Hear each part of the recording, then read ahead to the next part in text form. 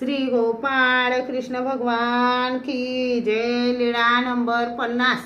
लोणार तीर्थी राजाला दर्शन। लोणार तीर्थी भैरवाच्या देवळात सर्वज्ञांचा मुक्काम होता। सर्वज्ञ तेथील कमळ जयेच्या देवळाकडे सकाळीच फिरायला गेले होते।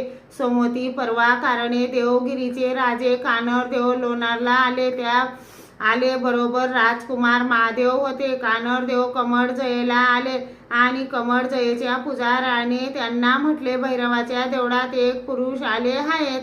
काय सांगू त्यांचे सौंदर्य, काय सांगू त्यांचे ऐश्वर्य, काय सांगू त्यांचे औदार्य, अशा अनेक शब्दांनी सर्वज्ञांचे गुण वखाणू लागला। तेव्हा कानरदेवाला असे झाले की ते पुरुष कोण्या ठिकाणी भेटतील बरे। तसेच कानरदेव तारा तीर्थाला निघाले। तेव्हा सर्वज्ञ तारा तीर्थाच्या वडाखाली बसलेले होते। कानरदेवांबरोबर पुजारी होता। त्याने म्हटले, मी ज्याचे वर्णन केले ते पुरुष हेच होय। कानरदेव तसेच समोर आले व आपल्या सेवकाजवळ द्रव्याची थैली होती ती मागितली आणि ती सर्वज्ञांपुढे ठेवली। नमस्कार केला। राजाजवळ असलेल्या सेवकांनी सर्वज्ञांना म्हटले, देव हो घ्या। महाराष्ट्र सम्राट शिंगण चक्रवर्तीचा पुत्र राजा कानरदेव तुमच्यावर प्रसन्न झाला। राजे कानरदेव त्या सेवकाला धिक्कारून म्हणाले, अरे वेड्यांनो, राजा कानरदेव तो तुमच्यासाठी भलेही मोठा असेल, परंतु या सर्वज्ञांसमोर तर तो किंचित आहे।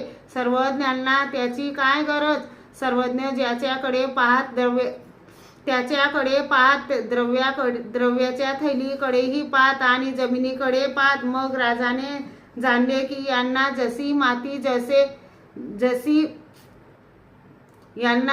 माती तसे सोने, आणि त्याने सर्वज्ञांना विनंती केली, जी तर ह्या द्रव्याचे काय करू। सर्वज्ञांनी त्या द्रव्याने राजाकडून कुमारेश्वराच्या देवळाचा परकोट करविला। श्री गोपाळ कृष्ण भगवान की जय।